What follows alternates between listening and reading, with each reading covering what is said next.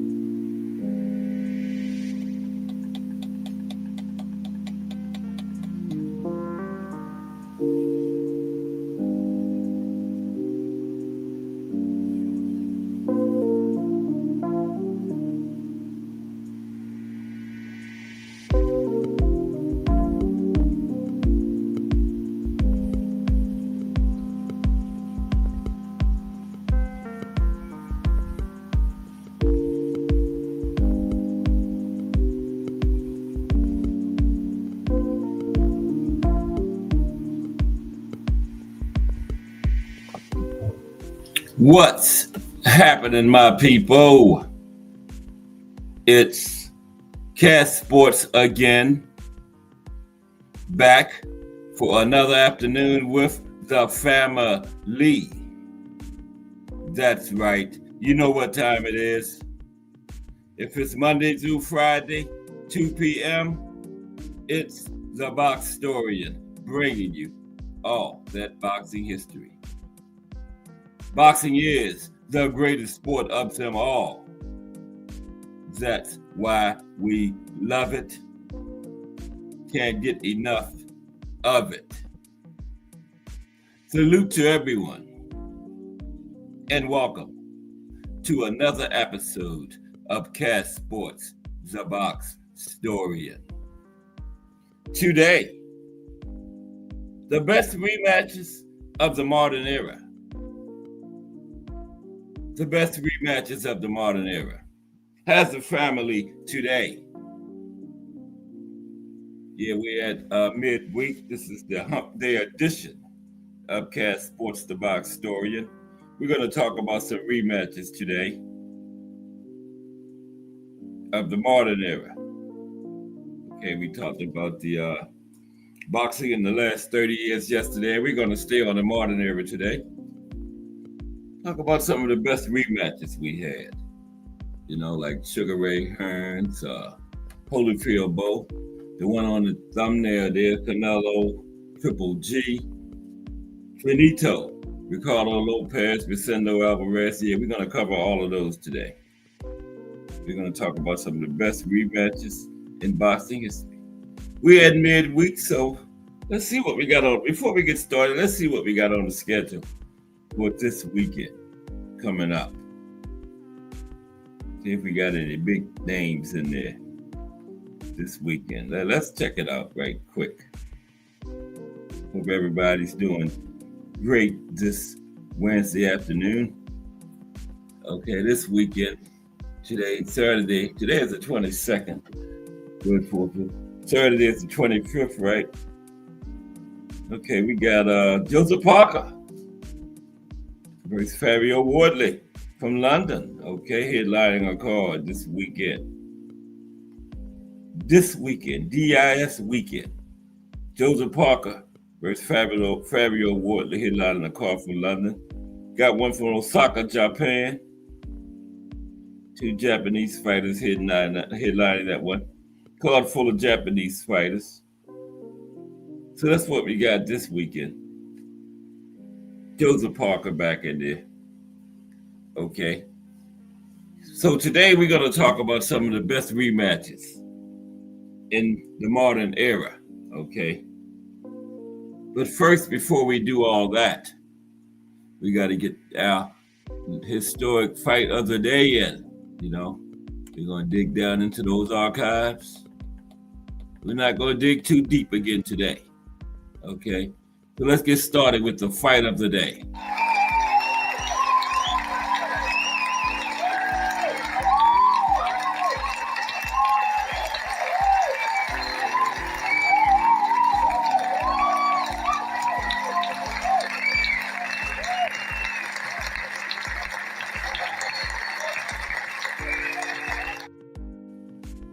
Okay, the fight of the day today is Daniel Zaragoza versus Eric Morales.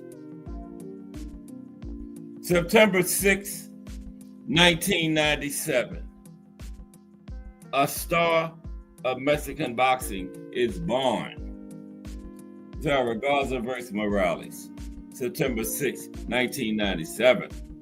Yes, a star of Mexican boxing is born. All right, let's get into that. Get this thing off the road. Get this thing going on. Get this thing kicked off here. Zaragoza versus Morales, September 6, 1997. A star of Mexican boxing is born.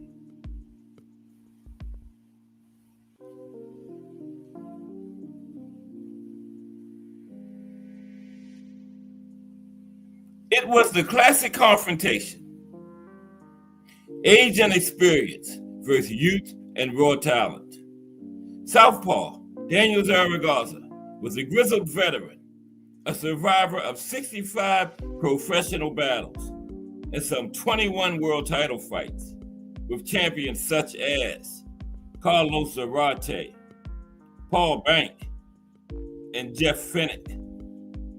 In the opposite corner stood Eric Morales, the 21-year-old sensation, viewed by some as the next great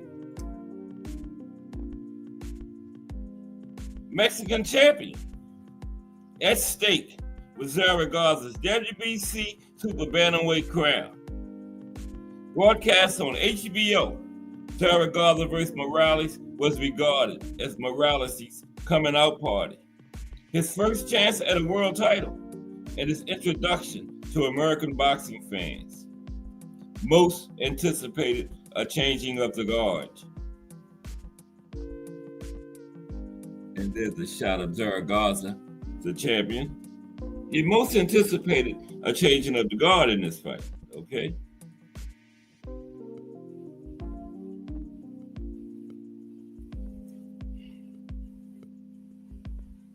The opening rounds were close. Morales fought conservatively, respectfully, while Zaragoza threw looping left hands, a few of which landed. In the third, Morales started picking up the pace, forcing Zaragoza back and connecting with jabs and sharp right hands. At the end of the round, he drove the champion into the ropes with his attack, but the veteran returned fire, landing a hard left just before the bell.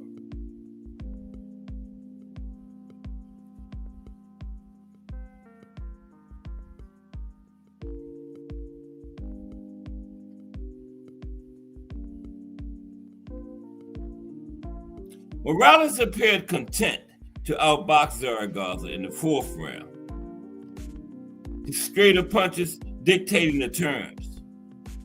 But that changed near the end of the round, when one of the champion's haymakers finally got home. A raw right hand came over the top and landed flush on the younger man's jaw, buckling his knees. Zaragoza pounced, and the two traded with abandon until the bell. Both men landed. In the fifth, an emboldened Zaragoza pressed the action, forcing Morales to fight off the back foot as he kept attacking, slugging wide, arcing punches, and adding in a few headbutts for good measure.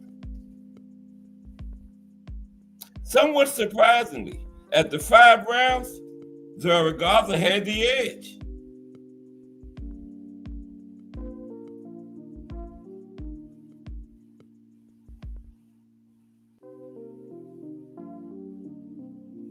But 30 seconds into round 6, Morales stole back the momentum with a vicious counter left hook that put the old champion on the run.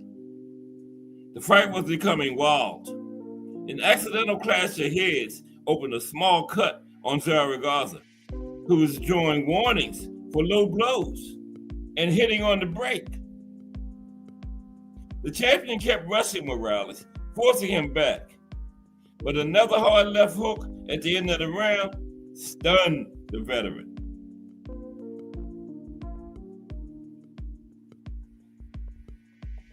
There they are in the midst of the action. Morales and Zaragoza, fight of the day. Morales appeared to take a breather in round 7, allowing Zaragoza to press and launch more of his haymakers. But the challenger came out hard in round 8, throwing potent right hands, one of which had the older man in serious trouble.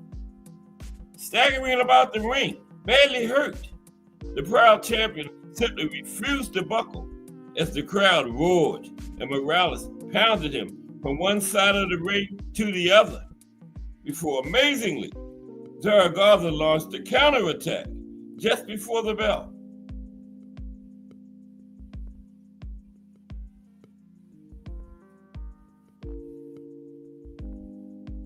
In the 9th round, it was clear Morales was slowly but surely gaining control of the fight. Losing respect for the champion's power, he began to open up, battering Zaragoza with inside uppercuts and hooks. Halfway through the round, a thudding right forced the champion to hold. El Terrible's advantages in power and strength were more and more evident, but the older man never stopped slinging shots as the crowd exhorted him to dig even deeper, chanting, "Zaragoza, Zaragoza."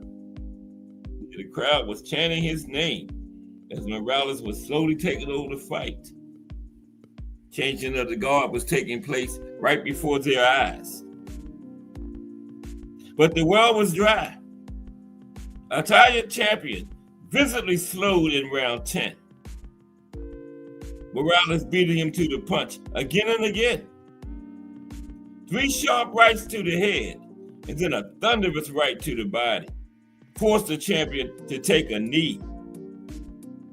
Zaragoza rose and, showing astonishing courage, tried to force the fight again, coming forward behind those overhand swings.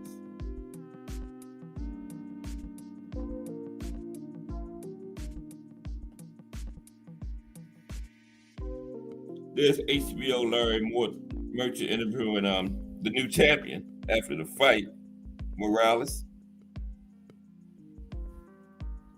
But Zaragoza had nothing left.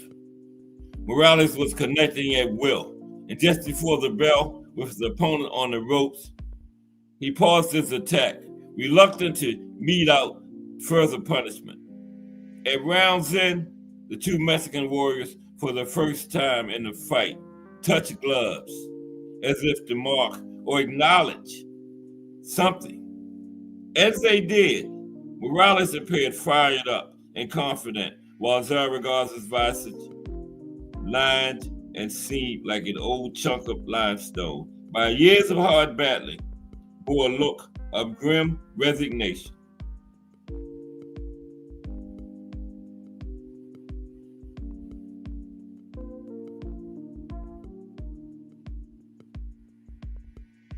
Round 11 crowned the young challenger in complete control.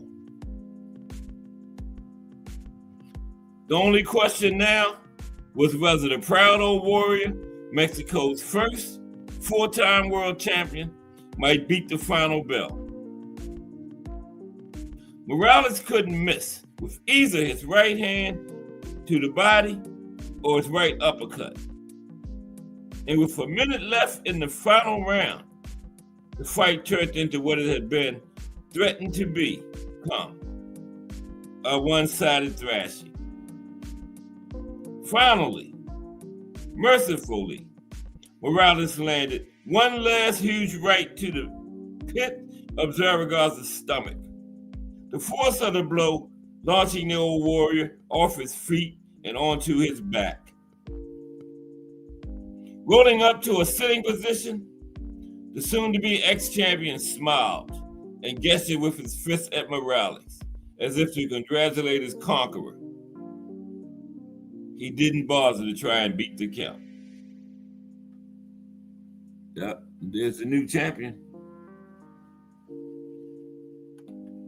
Eric Morales.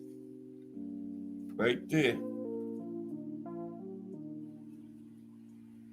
Here's your new champion, Eric Morales. And so, youth was served and the torch was passed. Now, following the fight, Zaragoza admitted he had reached the end of the road, ruefully remarking that while today was bad, if he kept fighting, probably tomorrow will be worse. He had made a gallant stand against his younger, more powerful opponent, but it was time to move on. Meanwhile, the legend of El Terrible was just beginning. And momentous showdowns against Marco Antonio Barrera and Manny Pacquiao awaited Morales. Like Zaragoza, he would eventually win 4 world titles and Hall of Fame status.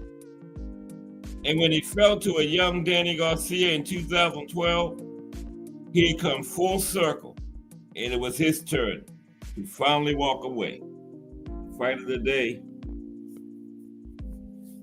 Daniel Zaragoza versus Eric Morales. There's your winner, Eric Morales. Okay, so today, some of the best rematches of the modern era. Okay, so let's get ready to get started with that. Okay.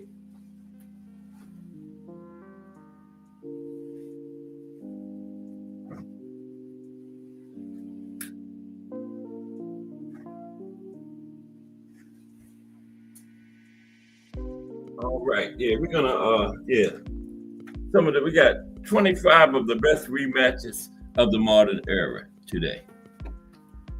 Bruce Gas, boxing, jazz, and more. Salute, Bruce Gas. How are you today?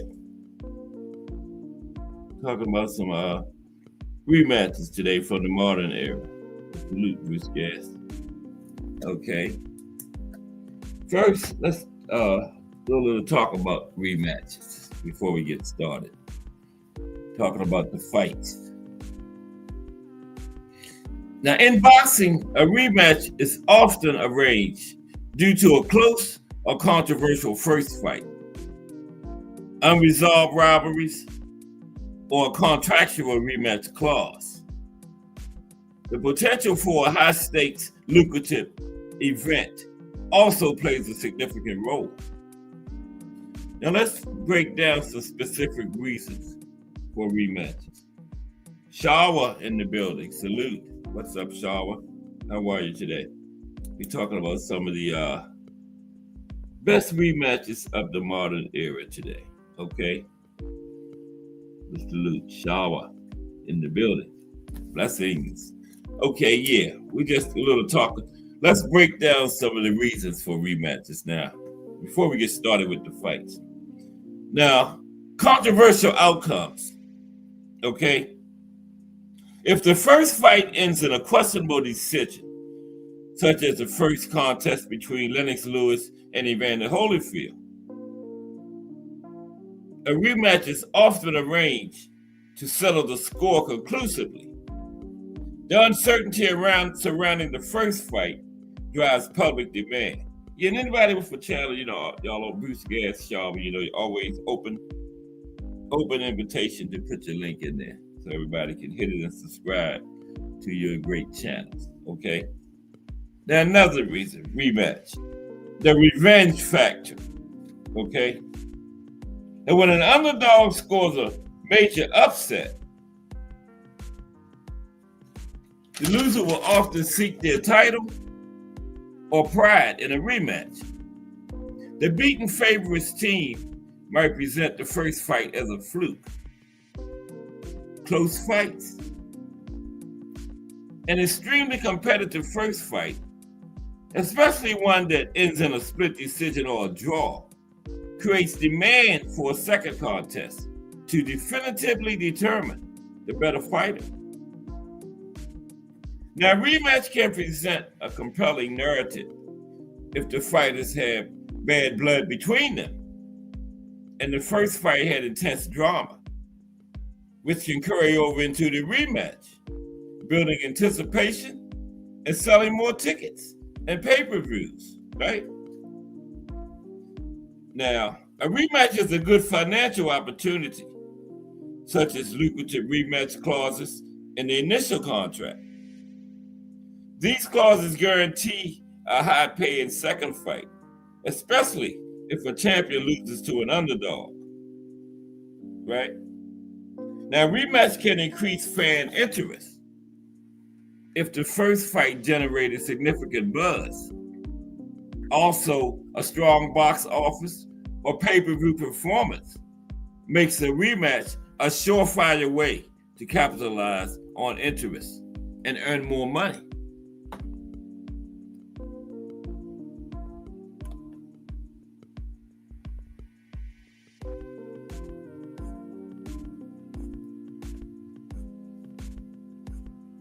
Okay, BBO Sports TV is in the building. What's up, BBO?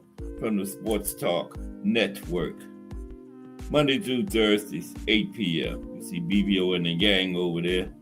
Prize Fighter, D Free Crush, Thomas Hill. Salute BBO from the Sports Talk Network. Yeah, we talking about rematches today. Just a little talk about them right now before we start talking about these fights. Yeah, rematches can increase fan interest too, And a fighter made a mistake. The losing fighter may believe they can correct the mistakes they made in the first fight after going back and analyzing the tape. Now, after having fought once before, both fighters know what to expect and what adjustments they'll need to make to succeed in the rematch. Okay, so now let's look at some of these great rematches from the modern era. Some of the best rematches from the modern era now. Okay.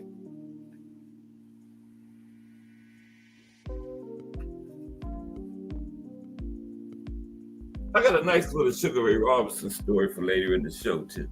I don't know if anybody ever heard it, but yeah, it's a nice little story. We're going to talk about that later in the show. Nice Sugar Ray Robinson story. I hadn't even heard it before, like a couple of days ago. Mm-hmm. Yeah, let's get ready to address some of these rematches now. Okay.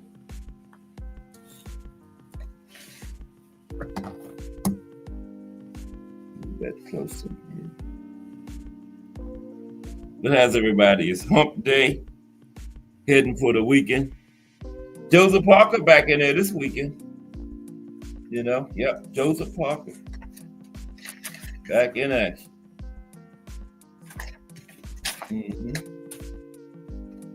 Time for somebody to give Joe his title shot.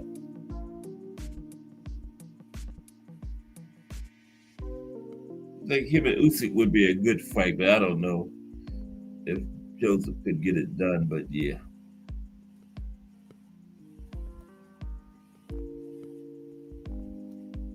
He had a good year a couple years ago when he beat Wilder and Zhang, remember? I think Wilder was like at the end of 22 and Zhang was like the beginning of 23, I believe. But yeah, Joseph Parker is fighting this weekend against I forgot who he was fighting, but trust me, he's fighting this weekend. I'll tell you who he's fighting in a minute. Let's get these rematches going.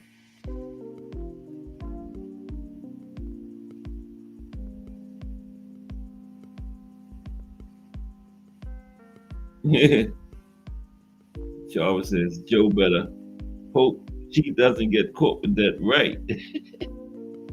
Oh, Wardley. Okay, yeah, Fabio Wardley. Right. Thank you, Charles. Yeah, Fabio Wardley. That's him. Yeah. You know, I was gonna have to pull it back up and check. Yeah, from London. Yep.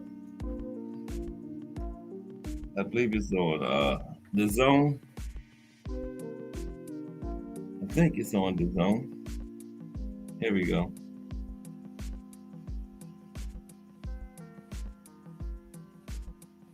Okay, here we go. Let's talk about these rematches. Yeah, Fabio Wardley. Okay. Got 25 of them that we're going to cover. Okay.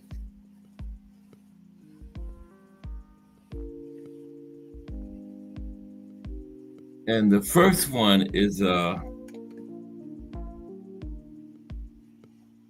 that's not it. Yeah. James Toney versus Mike McCallum. Yeah, I decided Monday we're gonna do their trilogy Monday. The James Toney versus Mike McCallum on Monday next week. Trilogy Monday gonna be James Toney and Mike McCallum. I didn't even realize they had fought 3 times. I know the twice. Remember the rematch, but I didn't even remember the third fight. Yeah, Lights Out 1, 2 of the 3, but yeah, they had a trilogy. Yeah, we're gonna talk about that one this week, Monday coming up. Yeah, James Toney and Mike McCallum. But right now, we're talking about the rematch between them. One of the greatest rematches of all time. We're not going to talk too much about it because we're going to do the whole trilogy Monday.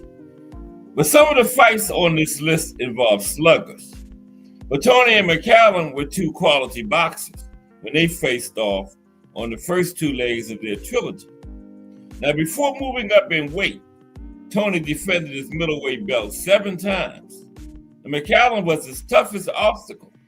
After a 1991 draw, the 35-year-old Jamaican sought to become the oldest fighter at that time to hold a major belt.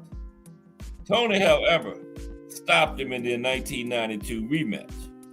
It took a taxing 12 rounds filled with trademark McCallum body shots to do so.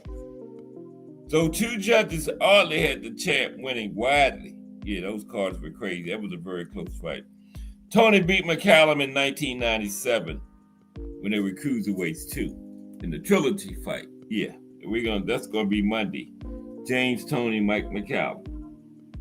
Okay, Mike Rim in the building.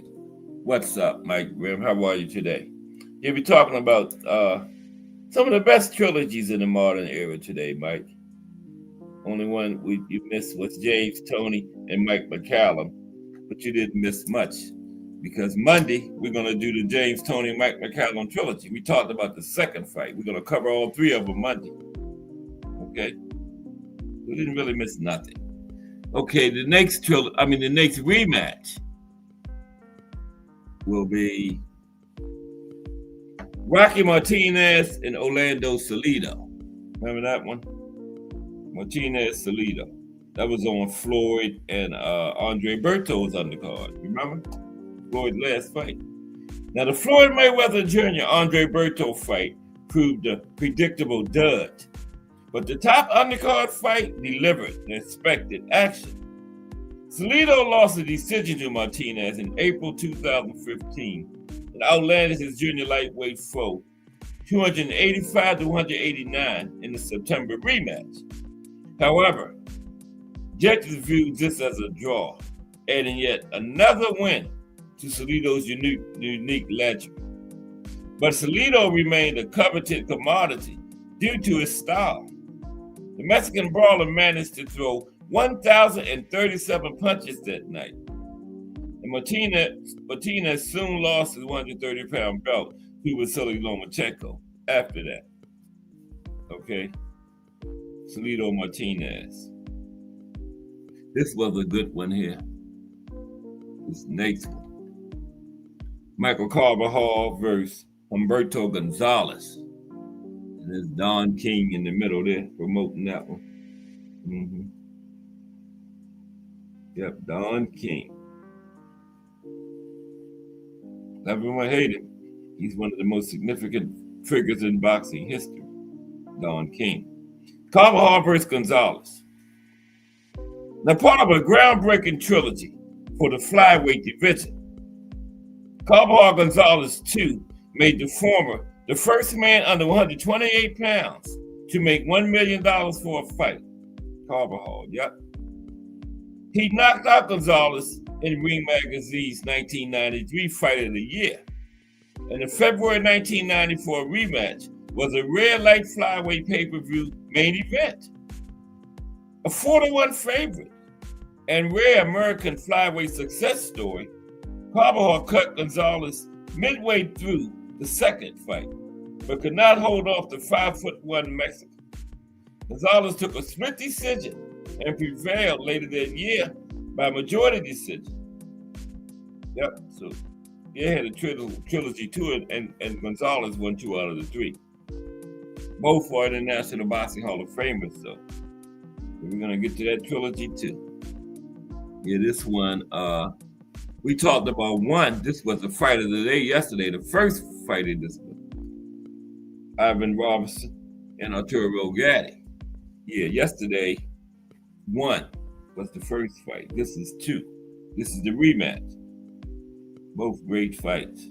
You know, Arturo Gatti, he had a way of making his opponent get into a brawl. I don't know what he did, but Arturo Gatti was always in brawls. He could fight a boxer, puncher, a brawler, or outboxer, or whoever. But when they fought Arturo Gatti, they was going to be a brawler, right? Devin Haney fought Arturo Gatti, he would be a brawler. Arturo Gatti just had that knack to make you brawl with him. Mm-hmm. Yep. Now, Robinson and Gatti fought twice in 1998. The explosive first matchup winning Fight of the Year claim, and the third round of the December 98 rematch achieving Round of the Year status. Both fights featured the frenetic action associated with the late Gatti, but Robinson won each by unanimous decision. Now the taller lightweight landed a preposterous 77 on 117 punches in round 7. Robinson, but as a light puncher, could not knock Gatti down. Shoot, heavy punches couldn't knock Gatti down. Losses aside, Gatti remained an HBO staple well into the 2000s. You remember against Mickey Ward, I think it was the first fight, Gatti got up from a liver punch in the 9th round, right? And not only did he get up from that liver punch in the 9th round, he won the 10th round. Yeah, man got up from a liver punch and won the next round. That's a big one here. Ricardo Lopez versus Rosendo Alvarez. You know, Ricardo Lopez is Mr. 51-0, right, with one draw. And this is the man that gave him that draw. And then they had the rematch. It was a split decision. So that Ricardo Lopez, Rosendo Alvarez was definitely his toughest opponent. Fought him to a draw and a split decision. One of his era's finest fighters, Ricardo Lopez dominated boxing's smallest weight divisions throughout the 1990s, minimum weight 105. But Rosendo Alvarez is responsible for the lone partial blemish on Lopez's record, a split draw in March of 1998. Now, Alvarez was the only man to knock Lopez down. And going into their November 98 rematch, he held a considerable weight advantage after failing to make the 103-pound limit. The larger man cut the division kingpin to shreds throughout the fight, but Lopez outworked his adversary in the final rounds en route to a split decision win. And Finito finished his career in 2001 at 51-0 with one draw. Yeah, that second fight was a doozy. And one judge gave it to Alvarez, okay? Finito got out of that one with a split decision. So Rosendo Alvarez was definitely the closest man to beat Ricardo twice. And you know, remember Ricardo Lopez never lost in his life because he was undefeated in the amateurs too. Okay? Never experienced defeat, amateur or professional. Sugar Ray Leonard versus Thomas Hearns. Their rematch. This was crazy. Hearns knocked him down twice and they still called it a draw. Sugar Ray Leonard, Ali, they got a lot of gifts because, you know, they were so popular and it's worth so much money being champions, you know. I guess the judges had instructions. If it's close, give it to Ali or Sugar Ray. But yeah, Hearns definitely won this fight. Sugar Ray even told him later years. I saw on Hot Boxing with Mike Tyson. Sugar Ray even told Hearns he won it.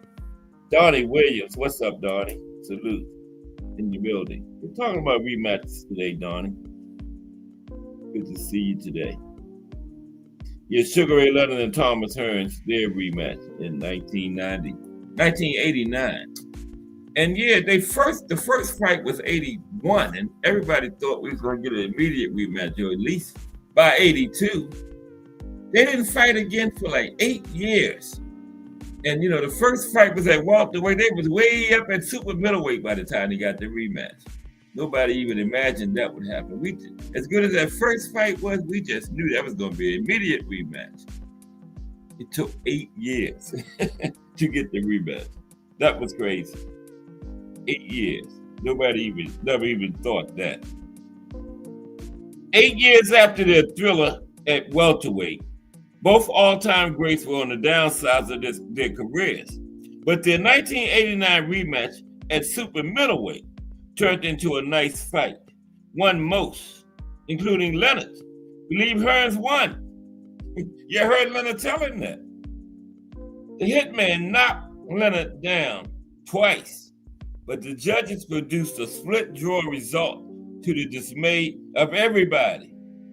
This was probably the highest profile super middleweight fight ever and helped Hearns, who lost to Leonard and Marvelous Marvin Hagler in his prime, to some key legacy points in the era of the Four Kings. Just think if the judges would have gave him the win like he deserved, you know? You know, just the draw with Leonard enhanced his legacy. Just think if he would have had that win over him in that second fight. It would have been a long ways to enhancing his legacy. Now I got out of order with my display. The next one's supposed to be Tyson Fury and Deontay Wilder. But it's not. It's Sugar Ray and Hearns. Okay, come on. Okay. Sugar Ray and Tommy Hearns. Oh, yes, it is. Okay, yeah. Tyson Fury versus Deontay Wilder. They had a trilogy too. We're gonna cover that one too. We got a lot of trilogies on these Mondays. Remember, this week gonna be James Toney and Mike McCallum trilogy.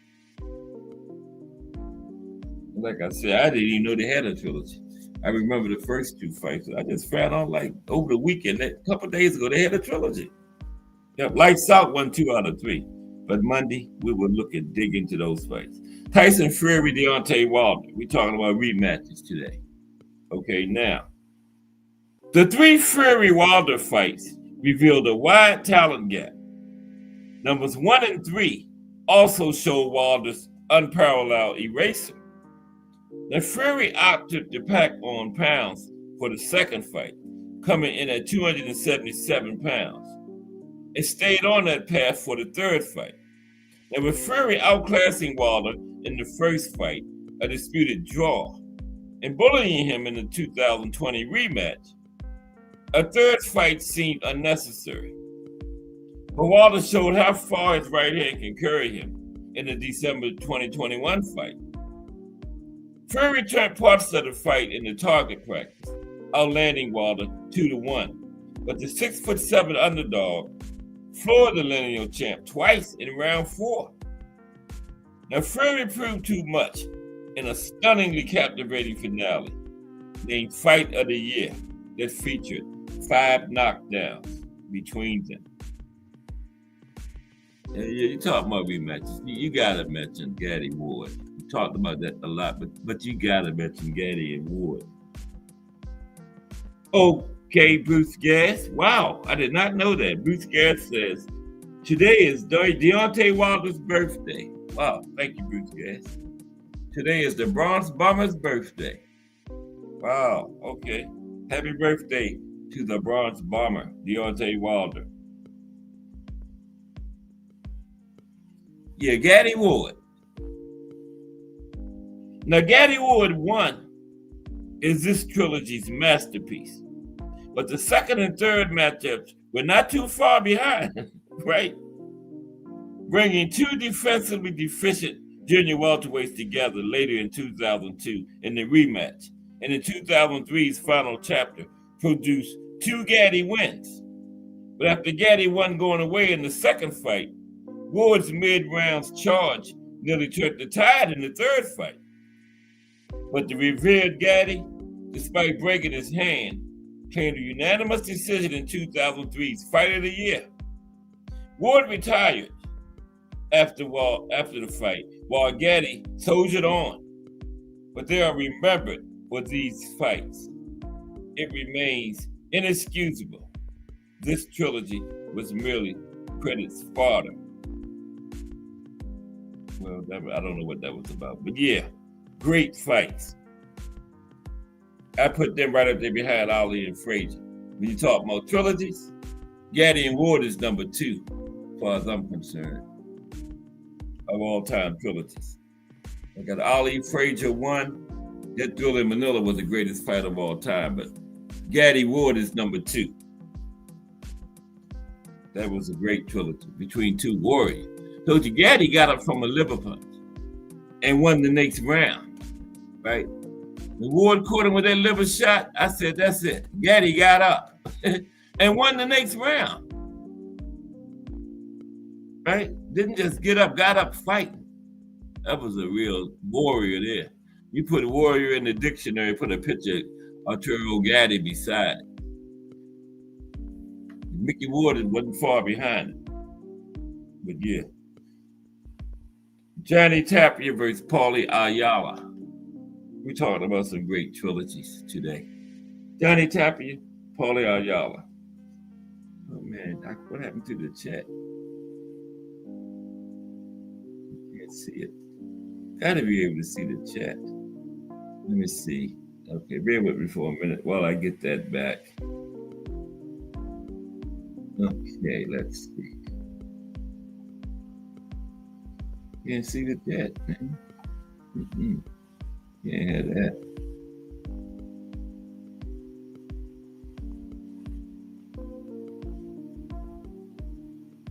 School Wi-Fi.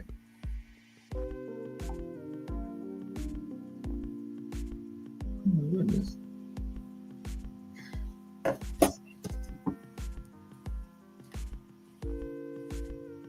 Okay, I'll be right back. Y'all, I'm sorry. Lost the chat. Gotta be able to see the chat. That's the most important part of this.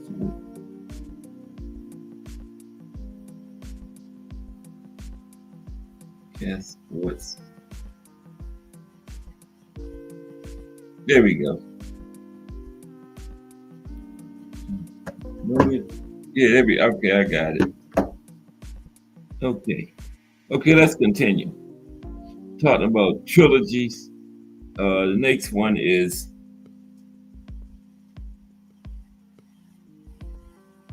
what is the next one? We just did Gaddy Awards. Oh, Johnny Tapia and Paulie Ayala.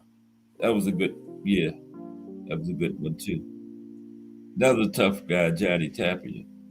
Yeah, fought down in the smaller weight classes. Underrated. Don't get the recognition he deserves. You know, like a lot of those lower weight class fighters. Yeah, that's Johnny Tapia on the right, Paulie Ayala on the left. Okay, so now the longtime rivals rematch ended in a similar fashion in the ring, but produced craziness after the scores were announced. Then a two-division champion, Tapia lost by unanimous decision to Ayala at a 124-pound catchweight in 2000. Now the two met at 118 pounds in 1999's Fight of the Year. Incensed after hearing the judges deem his effort insufficient again, Tapia shoved top-rank executive Todd DeBeef, Bob Aaron's stepson. And Aaron was Ayala's promoter, right? Tapia's brother-in-law then punched DeBeef in the face and got arrested. Y'all remember that? DeBeef, whatever his name was. Johnny Tapia pushed him, and then Johnny Tapia's brother punched him in the face. But he wasn't the judges. You should have punched one of the judges in the face. But he's saying, well, Todd was the one that paid the judges off. BBO said Wilder is my favorite boxer. Okay, BBO, yeah. I like Wilder too. Mm-hmm. He's the last American heavyweight champion in like 20 years. Since he ran the Holyfield back in the middle 2000s, 2004, 5, something like that. And the last one we've had. The covered his belt on American heavyweight champions. We got this guy Edwards coming, but he like a couple years away. Remember the guy Edwards fought? He was on somebody's undercard a few months ago, but he like a couple years away. So yeah, the covered is bad for American heavyweights. Okay, we have Barbara Chacon versus Cornelius Botha Edwards. Yeah, that's Skywalker Boxio's nephew, Barbara Chacon. That's his mother's brother. Mm-hmm. Yeah, Skywalker Boxio. I'm the TWT fan. Yeah, he's coming along, Shava. What do you think? Yeah, Joshua. About a year and a half, 2 years, Shava, before he get into the mix. Maybe late 26, I don't know. He's coming along. Yeah. We thought Big Baby Anderson was going to, but we can just put him over there with not in the trash pile, but in the used pile. Big Baby Anderson. He's not going to be the one. We thought he was, but nah. I done lost faith in him. After that beat down that what McCauley put on him. That was bad. That was the last time he fought too, I believe. That's been a minute ago. Has he fought since then? But Barbara Chacon and Cornelius Botha Edwards. That was another good one. Now, Turo Gaddy before Turo Gaddy. Chacon participated in back-to-back fights of the year. Yeah, he was a tough guy, man, Barbara Chacon. the second coming against Cornelius Botha Edwards. 4 knockdowns occurred in Shakon's May 1983 fight with Botha Edwards, a Ugandan who knocked out the American to retain the junior featherweight title in 1981. Now, Shakon sent this opponent to the canvas 3 times, and Botha Edwards reciprocated with 1 knockdown on Shakon, right? Now, Shakon sustained 2 bad cuts, but this fight still made it to the cards. Stripped of his 130-pound title prior to the fight, Shakon won another slugfest, this one by unanimous decision. And guess why he got stripped? Because he wouldn't go to Puerto Rico and fight, I forgot who it was. He was the champion, but they wanted him to go to Puerto Rico and fight this Puerto Rican fighter, and he wouldn't do it and got stripped. Ain't that crazy? Why should he have to go to this fighter's country when he's the champion? Make that fighter come here. But they stripped Bobby for that. I thought that was crazy. That was like early 80s, 81. He had just got stripped before this fight we just talked about with Botha Edwards. But isn't that crazy? You're going to order me to go to this guy's country and fight him, and then when I refuse to do it, you strip me. I'm the champion. That sounded like he was trying to put a little setup move on Bobby there, you know? But Bobby said, here, take your belt. It's just not worth it. If I got to go through all of that, I don't even want it. He stood on morals and principles. Yeah. Sometimes you got to, man. You know, that wasn't right. But the next one is Canelo Alvarez and Gennady Golovkin. Canelo versus Triple G is our next fight in the rematches we're talking about today. It's Canelo and Triple G. That was the thumbnail. Yeah, that was messed up, wasn't it, Shawa? They're going to send him. Oh, yeah, Edwards is on the Golden Boy. They're going to send him to this Puerto Rico to fight this Puerto Rican fighter. But Shakon was the champion. Right, and they ordered him to do it. And then when he refused, they stripped him. Yeah, so that sounded like a setup move. And that was a WBA, I believe, which is headquartered in Puerto Rico. Or is it Panama? Somewhere down there. But yeah, that was messed up. That was messed up. But Canelo and Triple G. Now, while Triple G kept his middleweight crown after a 2017 draw with Canelo, the judging that produced that result brought widespread criticism. Now, the September 2018 rematch offered a similar outcome, though Canelo accounted himself better. Canelo started stronger, standing toe-to-toe with the much older champion, but Triple G broke through with a feverish finish. Due to his elite jab, the Kazakh power puncher outlanded Canelo 234-202, but lost a narrow majority decision to the popular Mexican. And most in boxing views this series as either 2-1 for Triple G or 1 win, 1 loss, 1 draw piece. But instead, Canelo, known to receive a friendly scorecard or 2 every now and then, finished 2 wins, no losses, 1 draw after a third fight that occurred far too late. Yeah, like Just Do said, that was the pay-per-view barn match. The third fight between Canelo and Triple G. What's up, Chris? Chris in the building. Yeah. I'm a boxing fan, Chris. But I am picking Devin over Norman. Yeah, but I'm a boxing fan first and foremost. But appreciate you, Chris. Like and subscribe, please. Glad you stopped by today. Boxing History, Monday through Friday, 2 p.m. Cash Sports the Box Story, bringing you all that boxing history. Today we're talking about some of the best rematches of the modern era. And the next one is Manny Pacquiao and Eric Morales. Yeah, we covered this trilogy a while back, a couple weeks ago on Trilogy Monday. Remember, this Trilogy Monday is James Toney and Mike McCallum.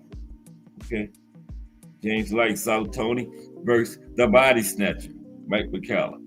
But this one is Pacquiao and Eric Morales rematch. Now, Pacquiao's prime years losses came to a potentially performance-enhanced Juan Manuel Marquez and by dubious decision against Tim Bradley. But before his unparalleled ascent, he lost cleanly to Morales in 2005. But the Filipino developed a better right-hand weapon by the time they reconvened in 2006 for the rematch. Pacquiao came on late to stop Morales with a 2 knockdown 10th round, but the Mexican warrior was close on the cards at the time of the stoppage. And then in the third fight, however, Pacquiao iced this junior lightweight rival in round 3 before embarking on his journey up the weight class ladder. Yep, Manny.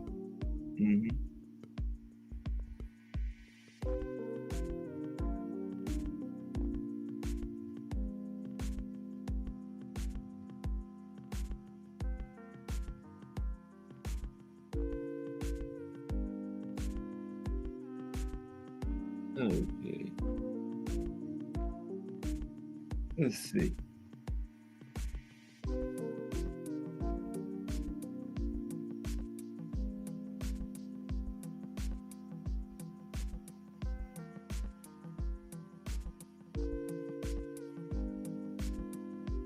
Yeah, 30 minutes. It'll be 3:30, and then I put him in time off for 30 more minutes. It'll be 4 o'clock. Oh, Shawa did it before I got a chance to. Okay, thank you, Shawa. Yeah, I was getting it. I was looking at his comments. I went the first one I knew was leading up to some nonsense. Okay, but let's continue. Thank you, Shawa. Shawa got it before I could get to it. Okay. All right. So, yeah, that was Manny and Eric Morales. So the next one is Evander Holyfield and Riddick Bowe. Evander Holyfield and Riddick Bowe. Yeah, I thought Riddick Bowe would have won all 3 of those fights, except for that fan man, when that man came crashing into the ring. That's cost Bowe the second fight. Because like I tell you always, his wife was pregnant and she was in the audience, and when the fan man came crashing and his wife fainted, and she got carried out of there. If I was Riddick Bowe, I wouldn't even have continued the fight. I would have went with my pregnant wife. I would have been, that's it. We got to continue this later. If y'all want to give it to Holyfield, give it to him. But they just carried my pregnant wife out of here. I'm going too. But he continued to fight and lost. I would have left, when that happened. But that's why I say fan man cost Riddick Bowe that second fight. He would have swept that series, that trilogy. But Riddick Bowe, Evander Holyfield. Now, Bowe rose to stardom by taking Holyfield's heavyweight title in a thrilling 1992 scrap. The 1993 rematch is overshadowed by Fan Man inserting himself into the proceedings. Yeah, he parachuted into the ring and delayed the fight for over 20 minutes. I like the 6th or 7th round, something like that. But Holyfield won by a majority decision, recapturing his crown. And by the time they met in 1995's rubber match, neither held titles, right? It went from Holyfield to Nakamura to George Foreman. But Bowe stopped Holyfield in round 8. The first time anyone had stopped Holyfield in his career. And Bowe flamed out soon after, and Holyfield became champion 2 more times. Yeah, Bowe didn't want to. He didn't want to train, and Eddie Futch left him after that. Eddie Futch said Eddie Futch had Holmes, Norton, Frazier. He said Bowe was the best heavyweight he ever had. Ken Norton, Larry Holmes, Joe Frazier, Eddie Futch said Riddick Bowe was the best heavyweight he ever trained. Okay, that's a big statement there. But he said Bowe didn't want it. And when Futch saw Bowe didn't want to train and everything, he let him go. And Riddick Bowe had begged Eddie Futch to train him in the first place, but then he didn't want it, right? Bruce says, Jimmy Miller, rest in peace. Jarvis said, Bowe hurt her. She loved herself some Holyfield. Rest in peace, Jimmy Miller. From Bruce. Yeah, and also Bruce told us today is Deontay Wilder's birthday, everybody. Happy birthday to the Bronx Bomber. What is he, about 38, 39, 40? No, he's up in his 30s somewhere. Okay. The next one, we get down to the top 10 of these, is Chocolatito, Roman Gonzalez versus Ron Francisco Estrada. That was a good one. I thought Chocolatito won that. He clearly lost the third fight, but the first two, I thought Chocolatito edged them out. Yeah. But the third fight, he clearly won that one. Yeah. Trick Naughty's birthday, too. Okay, Bruce. Trick Naughty. Yeah, oh, okay, yeah, Jimmy Miller. That was the fan man, right? Because I forgot his name. Yeah, Jimmy Miller. That was him. And then after I think Riddick Bowe's entourage pulled him into the audience because he landed over there in that ring post near them. Then he was beaten unconscious. Then he was taken to the hospital. Then after he left the hospital, he was taken to jail. But he got out. Fan man. Jimmy Miller. Thank you, Bruce. Yeah, Jimmy Miller. Rest in peace, fan man. You cost Riddick Bowe that fight. That's just what I say. Yeah. But Chocolatito and Juan Francisco Estrada. Okay. Now, Fury Wilder 3 attracted more viewers and brought more drama. But skill-wise, March 2021's Gonzalez Estrada 2 lapped at heavyweight battle and deserved Fight of the Year honors. Rematching 9 years after Gonzalez defeated Estrada to keep his light flyweight title. The two met at junior bantamweight. Like I said, I thought Chocolatito won both of those fights. They gave him the first one. I thought he won the second one too. Now the result was a non-stop war. I think they together threw over 2,500 punches in that fight. Okay? Yeah, but 9 years later, they had the rematch at junior bantamweight, 115. Now, the result was a non-stop war.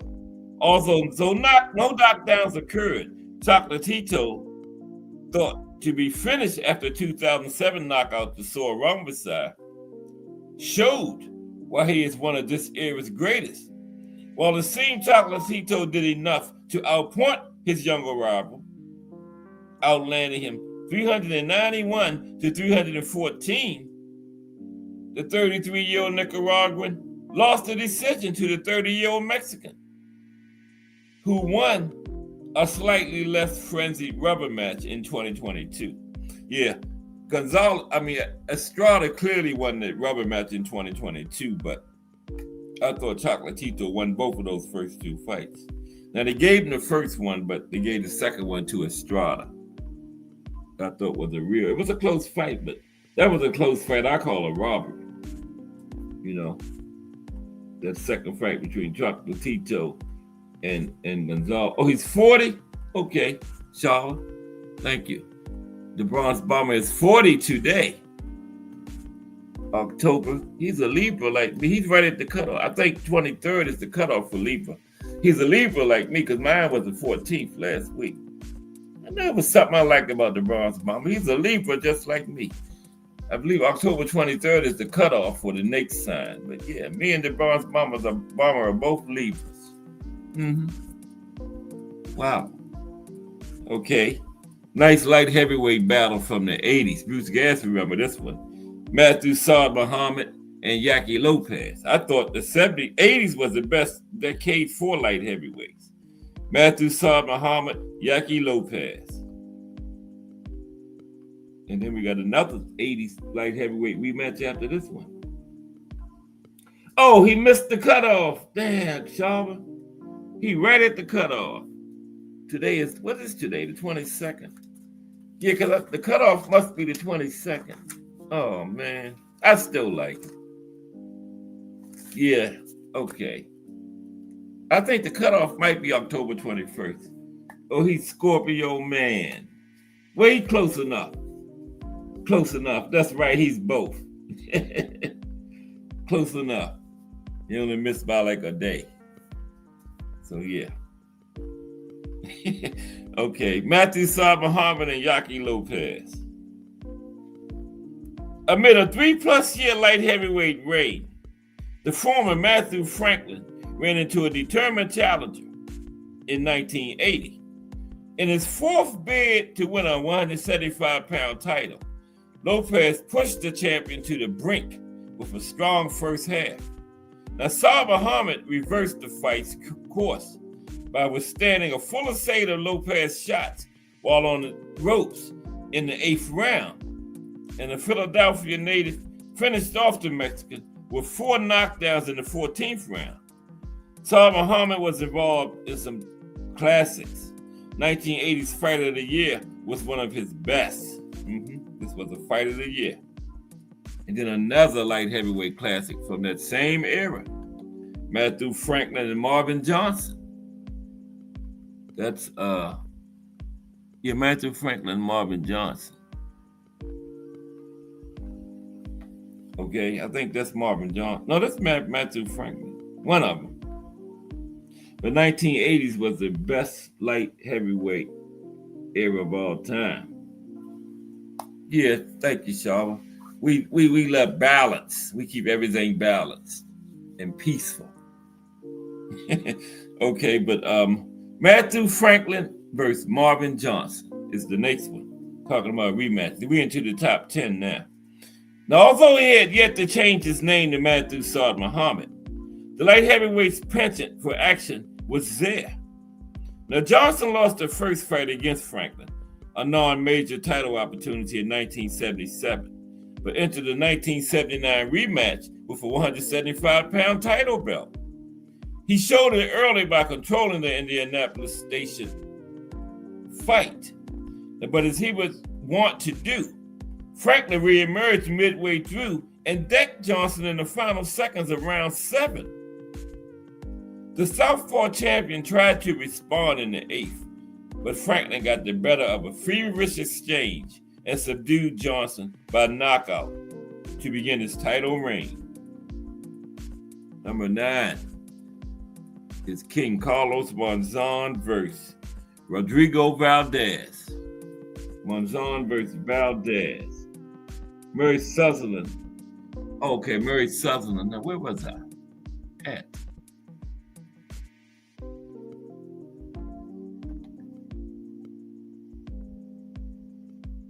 Okay, Bruce, that was Murray Sutherland in the ring with Saad Muhammad. Okay. But now we are at King Carlos Monzon versus Rodrigo Valdez. King Carlos Monzon versus Rodrigo Valdez is the next one.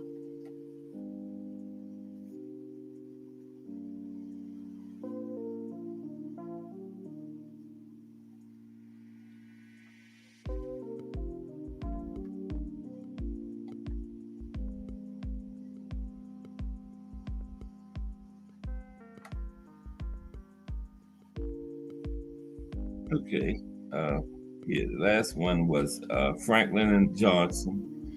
And then we had Saad Muhammad and Yaki Lopez. Okay. Okay, let's continue. Yeah, okay, that's Murray Sutherland. Okay. Now I gotta get back to where I was at. King Carlos Monzon and there it is. Yaki and Rodrigo Valdez. Okay, here we go. Monzon Valdez. Marvelous Marvin Hagler and Bernard Hopkins chased the legacy of Monzon, regarded by many as the sport's #1 middleweight. Colombian contender, Valdez twice pushed the Argentinian legend to the brink, but could not take the WBA and WBC belts Monzon had held throughout the 1970s. Valdez knocked Monzon down in the second round and amassed an early lead in their 1977 rematch, but the champion rallied back and created significant swelling around his opponent's eyes. He prevailed by unanimous decision and retired soon after, having gone unbeaten over his career's final 13 years. Yeah, the man didn't lose in 13 years. The final 13 years of his career. Mm-hmm. Okay. Yeah, Bruce says Monzon ducked Hagler. Okay. Okay, so the next one is Alexis Arguello versus Alfredo Escalera. Yeah, a lot of people ducked Tim Bruce, especially early. Yeah. Throughout, he didn't get his shot till way up into the late 70s. He should have been got a title shot by then, you know. But yeah, like Bruce, they ducked. A lot of them ducked. Mm-hmm. Alexis Arguello versus Alfredo Escalera. Okay, we winding down. We got something good after this too. Yeah, we're gonna talk about that Sugar Ray Robinson thing. I got an interesting story on him after this. Not real long. And then we're gonna cover the greatest rematch of all time, the long count fight. Well, most controversial. I wouldn't say greatest, but most controversial. Alexis Arguello and Alfredo Escalera. Now, midway through a Hall of Fame career as one of the sport's greatest small division fighters, Alexis Arguello had to navigate Escalera twice. The first time, 1978's The Bloody Battle of the Bayamon, resulted in the Nicaraguan taking Escalera's junior lightweight title. Now, Escalera was better prepared for the rematch in 1979, and the sequel surpassed the original. Escalera captivated the Italian crowd and Howard Cosell by surmounting 2 early round knockdowns on Arguello and a severe cut to relentlessly attack Arguello. But the champion finally dispatched a dialed-in challenger with a 13th round knockdown. Okay, had him in the 13th. Now here's a good one. Here's Bobby Chacon again. Bazooka Limon this time. Bobby Chacon versus Rafael Bazooka Limon. Chacon versus Limon. Now the fourth battle, this was the fourth fight. We got to cover that one too. The fourth battle between these two, an afternoon fight in Sacramento, California, became the most memorable. Now the junior lightweights entered this 1982 double rubber match. It was 1 win, 1 loss, 1 draw through the first 3, right? And Limon's 4th and 10th round knockdowns looked to have him in a position to win the pivotal matchup. But Chacon came through with an all-time clutch moment, flooring Limon with 13 seconds left in the fight.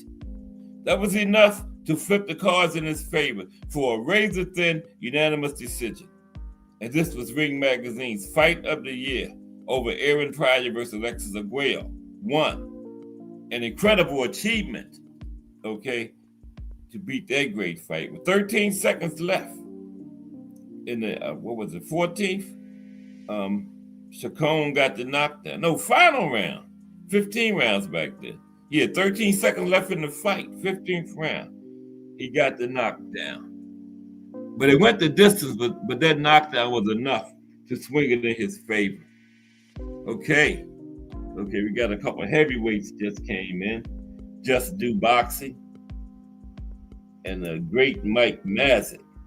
Salute. Of course, Just Do Boxing coming up at 4 p.m. We're going to get some more ballots. Unbiased boxing talk.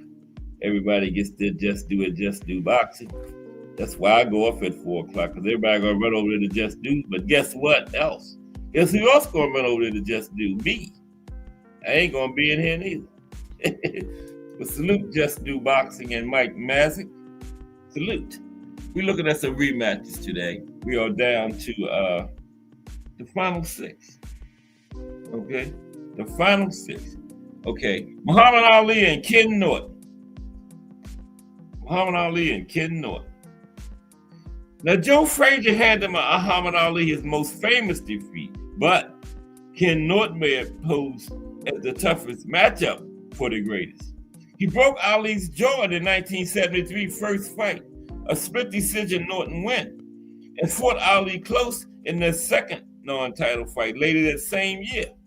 Now, the third meeting brought higher stakes, with Ali's title on the line. Staged at Yankee Stadium in September of 1976, Ali Norton III provided similar intrigue. Now, the unorthodox challenger Norton pushed the declining champion Ali to the brink, but Ali battled back to win a very disputed, unanimous decision, adding yet another big win to his staggering resume. Yeah. I don't think Ali beat Norton at all. They fought 3 times.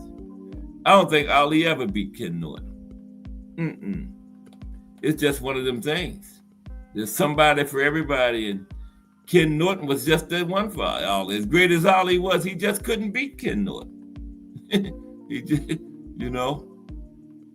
I remember that third fight, that overhand right just could not miss, man. Ken Norton he overhand righted Ali to death in that third fight. It just couldn't miss. Okay, next, top 5 rematches of the modern era. Israel Vasquez and Rafael Marquez. Okay. Rafael is Juan Manuel's little brother. Rafael's little brother. Rafael is Juan Manuel's little brother, Marquez. I don't know. I know Juan Manuel is in the Hall of Fame. I'm not sure if Rafael is in there or not. Anybody know if Rafael is in the Hall of Fame? Shawa? Anybody? Rafael Marquez? I'm not sure. I'm going to check on that. Okay. Matter of fact, I'm going to check on it right now. We got this thing called Google. Just take seconds. As fast as you can type, you got the answer to any question. Now, back in the day, 80s, you might have to wait 3 months to get the answer. But now, as fast as you can type, is Rafael. I spelled it wrong. You can type, but you got to spell the words right too. Rafael Marquez in the IHBOF, and that's about the Hall of Fame. Oh my God. It says I'm off mine. Forget it. We'll find out. I don't know either, Shaw, but we're going to find out before we leave here today. It's Israel Vasquez versus Rafael Marquez. Now, a 4-part series peaked at episode 3. After Marquez defeated his top rival in their 2007 opener, Vasquez responded with a knockout win 5 months later. Their 2008 rubber match for the WBC Super Bantamweight title featured both men being sent to the canvas. An action-packed 4th round saw Marquez, Juan Manuel's little brother, knock Vasquez down. But in the 12th round, Vasquez knocked Marquez into the ropes, which referee Pat Russell ruled a knockdown. And that mattered, with Vasquez eking out a narrow split decision. The second and third fights won Fight of the Year claim, both of them. And Marquez evened the rivalry with a 2010 knockout. I don't know what I'm doing offline.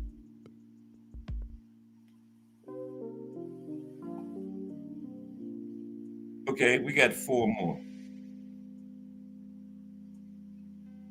He's in? Okay, thank you, Shawa. Because y'all know me, I was checking again. I had to know. Appreciate you, Shawa. Rafael is in there. Okay. Because I wasn't going to quit till I found out. Good. So now we can continue. Rafael is in there. Both brothers are in the Hall of Fame. Rafael and his big brother, Juan Manuel. That's a good question. How many brothers or brother and sister fighter sibling combinations are in the Hall of Fame? Or father, though? I know one. Muhammad Ali and later Ali is both in there. Yeah. Floyd, I don't think Floyd C. Roger is in as a trainer. I'm not sure if Roger is in as a boxer or not. Roger Mayweather. I know Floyd Sr. not. But that's uncle and nephew. Okay, the next one is Jose Luis Ramirez and Evan Rosario. That's number 4. I think I went backwards. Yeah, that's Muhammad Ali and Kid Norton again. That's Rafael. Okay, there we go. The next one was Jose Luis Ramirez and Edwin Rosario. Yeah, it looks like Edwin, I believe. Okay. Let's take a look at this one. Yeah. Me neither. I gotta have some big words like on a big keys like on a laptop or something, Sharma. Okay. Jose Luis Ramirez, Edwin Rosario. It's the next rematch. We got 3 more. Now, 2 of Julio Cesar Chavez's 1980s victims fought twice in the middle part of the decade. The 1984 rematch being a lightweight prelude to 1985's legendary Marvin Hagler Thomas Hearns middleweight scrap on that card, okay? Rosario beat Ramirez for a 135-pound title in 1983 in his native Puerto Rico. Ramirez, a Mexican, joined Marv Albert in tracking in Puerto Rico in 1984. Now, despite having a 60-plus fight experience disadvantage, Rosario bombarded Ramirez in the first 2 rounds, knocking him down twice and applying constant pressure. But the veteran recovered in round 3 and unloaded a vicious fight-ending combination to recapture his title in the 4th round. Yeah, that one, the second one was on the Hagler Hearns undercard. Wow. Huge card. Manny Pacquiao versus Juan Manuel Marquez. Yeah, Juan Manuel, the big brother. And that's Manny. Well, y'all knew what it is on the mat there. That's Manny. We covered this the other day. Let's keep going. We just talked about these, all 4 of these fights Monday. Let's go to the next one. Yeah, remember? That was our fight series for this week with Manny and Juan Manuel. So number 2 is Marco Antonio Barrera and Eric Morales. Great trilogy. We did that too, but we're going to look at it. Now, if the Pacquiao Marquez fights featured slightly superior skill, Barrera Morales brought more consistent action. Contested from 2000 to 2004 at junior featherweight, and junior lightweight. Each fight was at a different weight class. The Barrera Morales trilogy was one of boxing's best. Barrera won the final 2 fights, but benefited from Morales' knockdown not being counted in the 2002 rematch that ended in a unanimous decision and Morales' first loss. In 2004, Barrera bettered his Mexican nemesis as well. It is difficult to discuss 21st century boxing for too long before bringing up these fights here between those 2. Yeah. And that was number 2. You know, y'all know number 1. Talking about rematches. Ali and Frazier. We covered that trilogy. Yeah, the Thriller, the greatest fight in boxing history. The Thriller in Manila, right? First 2 fights. Frazier won the first one. Remember, they both had a claim. Ali had got stripped. Wasn't Frazier's fault. Frazier won it in the ring, so they settled it. Frazier won it. In the second fight was the minor title, North American Boxing Federation on the line. Ali won that one, and then in the third fight, Ali had the titles. He had took from Foreman, remember? Greatest fight of all time, the Thriller in Manila. Okay. I wanted to tell you all about this Sugar Ray Robinson story. Then we're going to look at one of the most controversial rematches, the long count fight between Jack Dempsey and Jess Willard in 1927. But this is very interesting, this Sugar Ray Robinson thing. Let's look at that. Where is it? Feature report. Cobra. Oh, there it is right there. Man. Got 1, 2. Did I do that one? Okay, yeah. Let's get this one in. We got to get this one in because this is interesting here. This Sugar Ray Robinson one. Yeah, this is very interesting. Okay, let me put this tablet back on the charger because this thing will be on 5 minutes from now. Then we're going to get this Sugar Ray Robinson.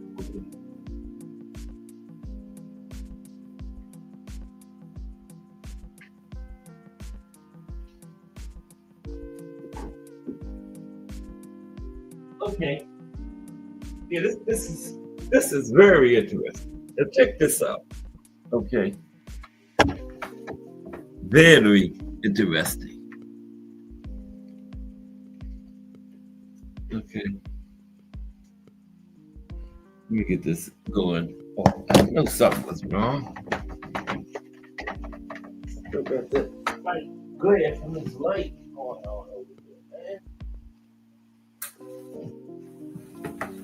You think that would be perfect? I see where they making movies and TV shows and everything. Yeah, I had that glare from that light shining right on the screen. That's why I couldn't see too good. All that time. I used to cut that off before I even get started. Okay, yeah.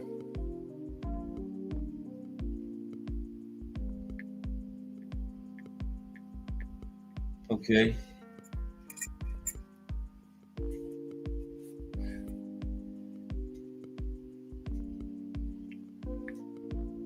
Bear with me for me. Oh, there it is right there. Yeah, this is very interesting here. Okay, come on. There we go. Okay.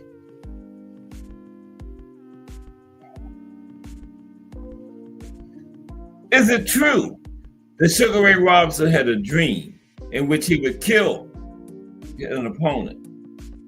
Is there evidence that he talked with his parish priest about such? Okay, glad y'all asked. Let's talk about it. Oh, wait a minute.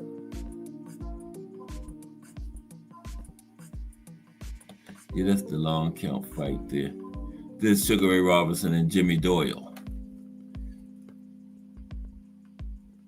Now, in the sad legion of fighters who lost their lives due to the result of a fight in the boxing ring, none is more eerie than Sugar Ray Robinson versus Jimmy Doyle. Okay? None is more eerie. And when I finish, y'all will agree with that. None is more eerie. Now, the story of Sugar Ray Robinson dreaming he would kill Jimmy Doyle is true. In June of 1947, while he was fighting as a welterweight and was undisputed welterweight champion, after 4 non-title fights, Sugar Ray Robinson was scheduled to defend this title for the first title defense against a ranked opponent in a discretionary defense, okay? Jimmy Doyle, his real name was Jimmy Delaney, who was picked to face Robinson in his first defense. This is his first title defense. Doyle was picked to face Robinson in his first defense. Doyle was a popular welterweight contender in the 1940s. He was ranked number 7 at the time. Okay?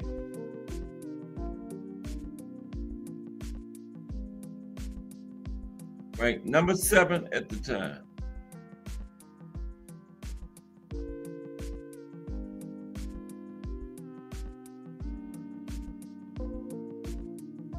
Now, Sugar Ray Robinson had a dream. This fight was already scheduled.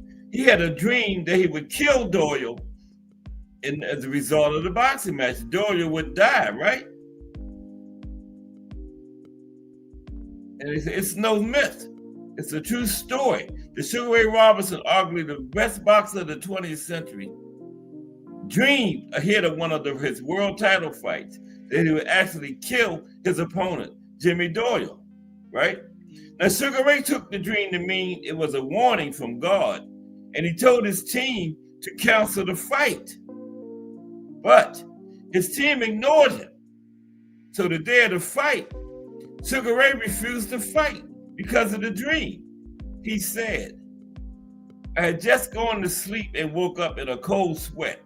In my dream, I knocked Doyle out and I saw him dying. I was terrified. The next morning, I told everyone I had a premonition.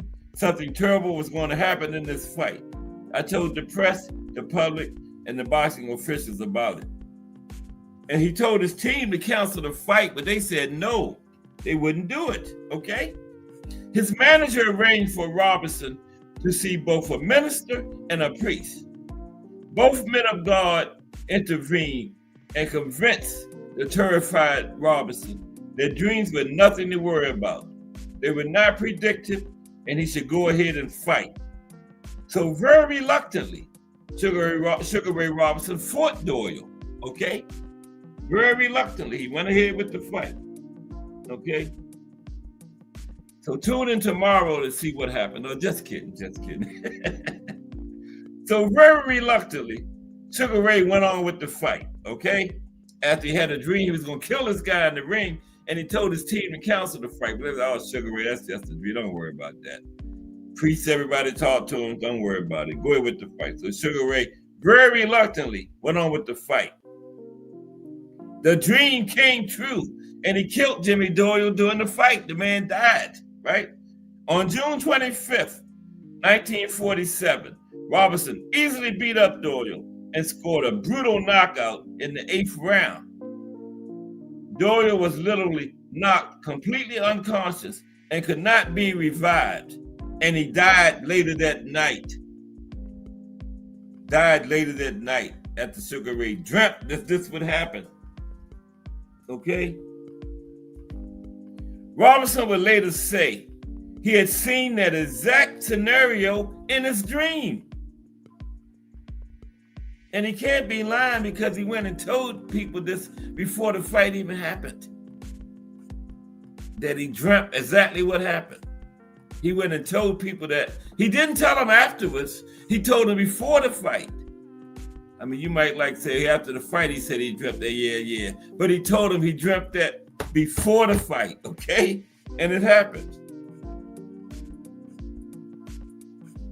Okay? He said, I woke up in a cold sweat, yelling for Jimmy to get up. Get up, get up. This is before the fight. My yelling woke me up, I guess. And the sight of Jimmy lying there on the canvas in the dream seemed so real that I had the jitters when I woke up. And I couldn't go back to sleep. I just laid there tossing around in the bed, and I felt lousy the next day. And in the back of my mind, I felt scared every time I thought about the coming fight and said, no way I was going to go through with this fight. But he tried to cancel it, but his team told him, don't worry about it. Even brought a priest in and talked to him about it. Even more eerie, the Cleveland Press's sports writer and columnist, Franklin Lewis, had written earlier that day about his prediction for the fight. This is a sports writer wrote about the fight again before it happened, earlier that day. After the remains of Jimmy Doyle are toted gently away from the arena's warm ring this evening. This sports writer wrote that before the fight, after Sugar Ray had his dream. Lewis had no idea, this sports writer had no idea how true his words would be. Robinson's trainer and manager, George Gainford, would say Sugar Ray was never the same after Doyle's death. Robinson said that the impact of Doyle's death was something he never fully recovered from.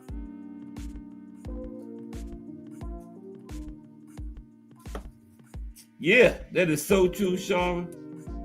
Sometimes the Most High speaks to us in our dreams. And what about the sports writer who wrote that morning? He wrote about the guy dying in the fight. All this was before the fight, the sports writer. Well, Sugar Ray might have told him about it. I don't know, but wow, that's but not crazy. You know, like Sharma said, sometimes the Most High speaks to us through our dreams. Unbelievingly, It was also discussed that a year earlier in Cleveland, Doyle had to be, now this guy had, now listen, he had previous injuries and stuff. Unbelievably, it was also discovered that a year earlier in Cleveland, Doyle had to be carried from the same ring he died in and rushed to the hospital after Artie Levine knocked him unconscious and he couldn't be awakened in the ring. This was the same ring where Sugar Ray fought him in.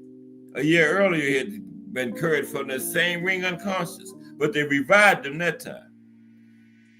Now, Doyle decided to make one great attempt at the title and then retire, telling his father, "I have to prove I wasn't hurt, that I'm a man." This was going to be his last fight, to fight against Sugar Ray. Now, Jimmy breezed through 5 fights against second-rate competition, and his title shot with Sugar Ray was offered. Now, before he stepped into the ring against Sugar Ray Robinson, Jimmy promised his father that it would be his last fight. Okay, this is going to be his last fight. He didn't know how true that was, and so it was. He was going to retire after the fight. He didn't know it was going to be his last fight that way, but it was his last fight. And so it was. Now let's talk about Sugar Ray and Jimmy Doyle's family. Now, Sugar Ray's biographer, Will Haygood, stated during a September 25th, 2010 book festival appearance that now Doyle was pushing himself to fight because he wanted to buy his mother a house. And after Doyle's death in 1947, Sugar Ray Robinson gave the earnings of his next 4 fights to Doyle's mother so she was able to buy that house. Robinson also quietly set up a trust fund that gave Doyle's family an annuity for the next 10 years. Jake LaMotta, who fought Sugar Ray Robinson 6 times and knew him very well, said Jimmy Doyle never really left Sugar Ray. At the inquest into Doyle's death, the Cleveland coroner asked Sugar Ray Robinson if he noticed whether Doyle was in trouble during the fight. Sugar Ray said and replied, "Getting him in trouble is my business as a boxer, you dumbass." I added that part. But Sugar Ray said, "Getting him in trouble is my business as a boxer." So how do you ask the man, did you know was he in trouble? You trying to knock him out and hurt him. Okay? I added the DA part. Dumbass part. But that was a dumb question. The man's a boxer. You're trying to hurt him. But guess what? The state then attempted to bring criminal charges against Sugar Ray in Cleveland. This is where the fight took place. Even murder charges. Fortunately for Robinson, the state stopped trying after a public outcry and straddled opposition from Doyle's family, who said he died doing what he loved. Yeah, when the state tried to step in and charge Sugar Ray with murder, the man's family stepped in and was like, "No, y'all can't do that. Our family member died doing what he loved. How are you going to charge a boxer with murder? How are you going to prove intent? He in there trying to knock the man out. How are you going to prove he was trying to kill him? That's just stupid, right? To even think of some dumb shit like that. All right.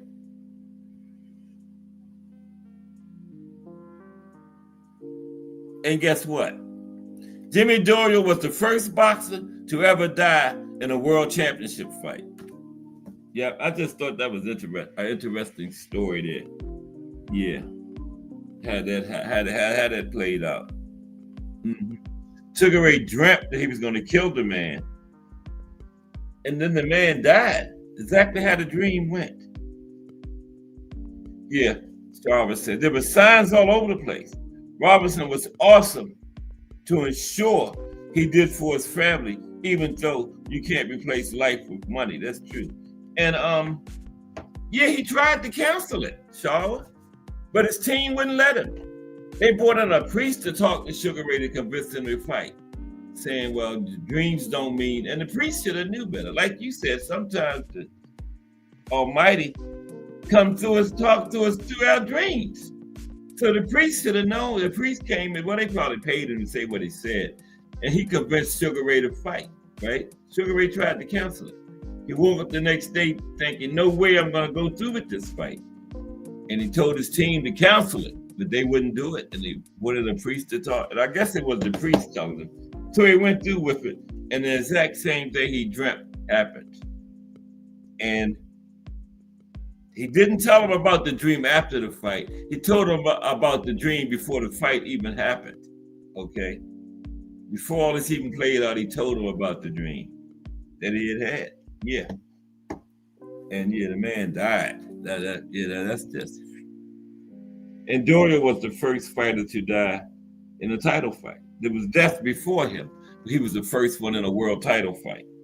You know, that happened to. Yeah. Yep. Okay.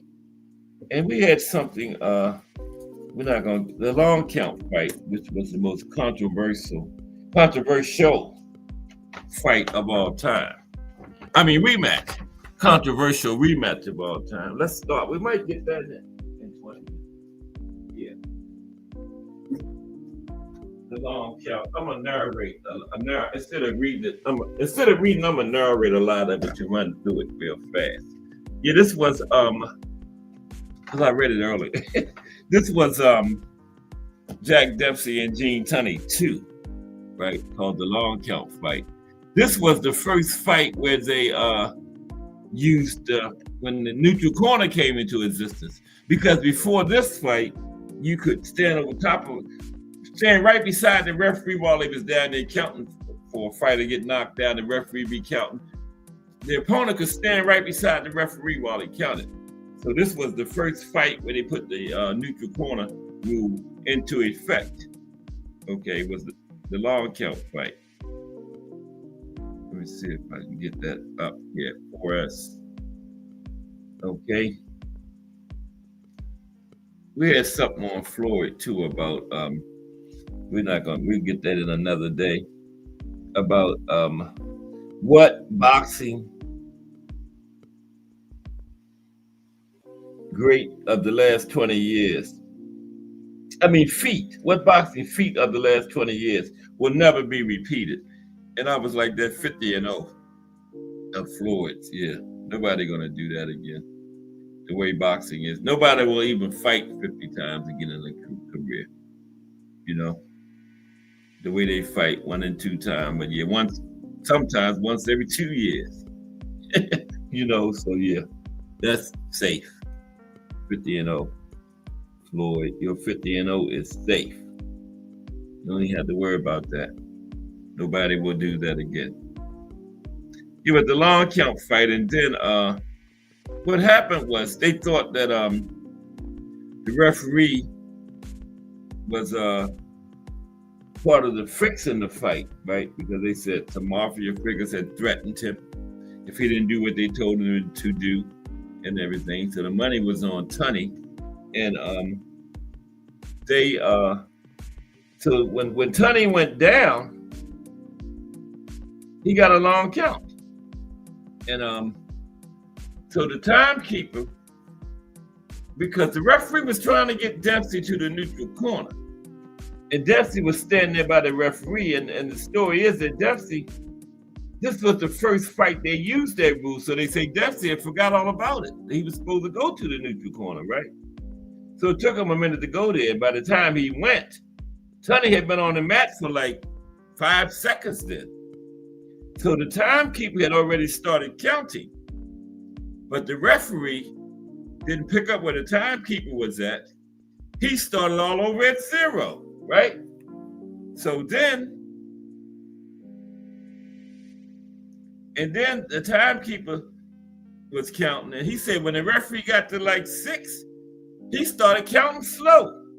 So the timekeeper said by the time the referee actually got to the 10 count, he was at 17, right? So Gene Tunney got 17 seconds down on the mat. He actually got up at 9. When the referee got to 9, he actually got up then. But that's not saying that if the referee would have did the count right that he wouldn't have got up. You know, it's like if you're getting all this extra time, use it, right? Because Tony said he needed it because he actually said he might not have been able to get up if he had really used the regular 10 count. But he got like 17 seconds. That was from the timekeeper that was keeping time at the fight. And the referee never looked at him. Because the timekeeper said when the referee finally got Jack Dempsey to the neutral corner and started to count, the timekeeper said he was at 5. And then he said when the referee got to, so he should have been at 15 when the referee got to 10. But he said when the referee got halfway through, like 6, he started counting slow because the referee was part of the fix, remember? He started slowing down on his count. So the timekeeper said he was actually at like 17 by the time the referee got to 10. 9. He never got to 10. Tony got up at 9, right? And he went on to get a decision. And Jack Dempsey would have won that one. He would have been the first one that regained the title, which happened with Floyd Patterson, like what, 40 years later in the early 60s. Jack Dempsey would have had that honor, but he didn't get, Gene Tunney beat that count. And Tunney later said he needed all that. He said he was hurt bad. He needed every second of the extra time he got. He got like 7 extra seconds. Said he needed every second of it. But even then, the referee was supposed to look at the timekeeper. He was supposed to start at 5, because that's what the timekeeper, 6, because the timekeeper said he was at 5 when the referee finally actually started counting. Because it took him 5 seconds to get Dempsey to the neutral corner because, like, again, that was the first fight they used that rule, and Dempsey said, wasn't even thinking about that, you know? He was used to standing right there beside the referee while he's counting. So he probably, what are you talking about? The neutral corner. Then he found, oh, that's right. Then he went. But the time, 5 seconds had went by. And the referee did not look at the timekeeper. He started all over at 1. Right?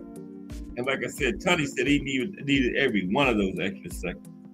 He said he was done. Couldn't have got up at no regular 10 count. No way. That was in 1927 in Chicago. He said the mob was all involved in it and everything. Yeah. And that's what happened with the long count. And Tunney, plus Dempsey hadn't fought in like 3 years. That was around the Harry Wills situation where Wills was the number 1 contender and Dempsey wanted to fight him. But remember, the government didn't want a mixed race heavyweight fight because the last one was Jack Johnson and James Jeffries. And after Johnson beat Jeffries, they had race riots over the country. 20 people lost their lives. Hundreds more were injured. So the government told the promoters, don't make any more mixed race title fights. It's too dangerous. Mike Massey. What's up, Mike? Oh, yeah, Mike's been here. What's up, Mike? Said, don't make any more mixed race title fights. It's too dangerous. So they wouldn't let Dempsey and Wills fight. The promoters wouldn't do it. And then one promoter, Texas Carr, was willing to make the fight, but then they couldn't find a venue. No venue would accept the fight. So, but then, I told you, remember last week we was talking about this? Harry Wills was offered a fight with Gene Tunney, would have been a title eliminator, but Harry Wills turned it down. That was the biggest mistake he made because that would have led directly to the Dempsey fight. If he would have beat Gene Tunney in a title eliminator, it would have been very hard for them, the officials, to deny him a Dempsey title fight. Dempsey was the champion. And guess what? After Wills turned down the Tunney fight, Tunney got the Dempsey fight. So if Wills would have fought and beat Tunney in that title eliminator, it would have been very difficult for them to deny him that title fight with Dempsey. But for some reason, they turned it down. I never have been able to find why Wills didn't take that Tunney fight. Never been able to figure that out, you know, but that's where he made his biggest mistake at, right? He would have fought and beat Tunney. No way they could have denied him the Dempsey fight then. But Jack Johnson fought Jesse Willard in 1915 and lost the title. And then the next black fighter to fight for the heavyweight championship was 22 years later, 1937, Joe Louis. And Joe Louis was so good, and they seen dollar signs. They said, let him fight for it. Because everybody saw dollar signs. This man was so good and talented, right? So he was the next black heavyweight champion to fight for the title. 22 years later, 1937, against